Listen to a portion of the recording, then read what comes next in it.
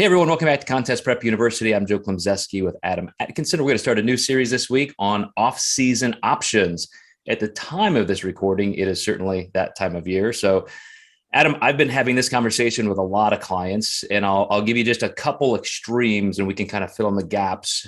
My first question to you will be, what do you generally advise people? But I've got this really cool client who is a pro men's physique competitor, and he's just got this super chill attitude toward his career. So through COVID, we had taken an unexpected extra year off. So we had a nice 2-year off season. And he did one contest, hit his best condition ever. That was our goal. It was fantastic. And I was kind of excited. I'm like, all right, what are we going to do next? He goes, yeah, I'm going to go back in another 2 or 3 year off season. And I'm like, really? Are you sure? And he's like, yeah. He loves the journey. He loves the progress almost as much or more than he does the competition. But then I have other clients who, they want to compete every spring, summer, fall. It's, they just get done with the contest in December and for my off season, I just want to do 2 months and I'm going to compete again in March.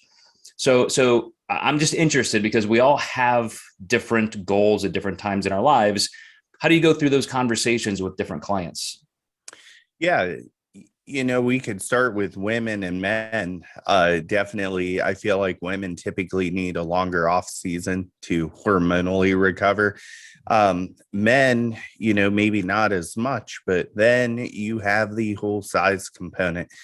This game, the people are bigger than they've ever been. And now I feel like my guys are taking just as long, if not longer off seasons than my women.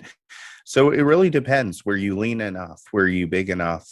Maybe if you're big enough, you can jump right back into the next season and shoot for that pro card. So it really comes down to you and your coach's feedback and what you're looking into to kind of plan the timing, the length of time for that off season. And just like a peak week or anything else, you can modulate that time frame. If they didn't put on as much muscle as you thought or didn't recover, you can add some months on if you need to. So even with planning, you need to let everyone take their shot and then fine tune it from there. I agree. And I would never want to hold somebody back from competing. And I'm glad you mentioned the context of which they left their last season. So I had a client very similarly where this person, before coming on board with me, just didn't really get that lean to begin with. And so I said, hey, we can definitely start again right away in the spring because we really, didn't see any signs of your body being pushed too far. So that could be a shorter recovery. Other times, I will say there's a great advantage, even if you don't gain a lot of weight in the off season, to see the amount of just density you can recover just being above your metabolic set point for more than a year. And we've mentioned this before in different series, but I see a lot of clients now being more patient than ever. And when they have that longer break and they come back, they're really shocked at how much fuller and denser they look, even if gross body volume is not changing that much. Yeah, sometimes I've seen people lighter weights, look bigger. And that's always, everyone always says this, am I going to be 10 pounds or 5 pounds heavier than the last prep? And I kind of chuckle. I'm like, you're going to be close to the same. Usually you might be 2 pounds up at best if you nailed your conditioning and they don't want you any leaner. So. And I think it's great, for coaches to talk to their clients about just looking at kind of the meta view of your entire career, at least the next few years. Like, yes, you may pick 1 or 2 seasons where you compete several times, you compete all year long, maybe a short off season and continue, but then you're going to probably drive yourself, a little bit low in terms of what your body needs to recover. And you're just gonna have to take a longer off season. But it really does come down to how much of a long game you're playing, because as soon as you settle into a nice cadence where you've got those times to recover, I think it's easier to step on the pill a little bit when you want to. Yeah, absolutely.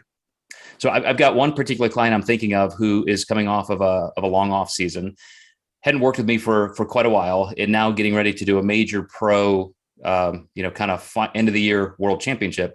And talk about just the extra density, like you said, even coming in about the same weight, just somebody who does truly look 5 or 10 pounds heavier.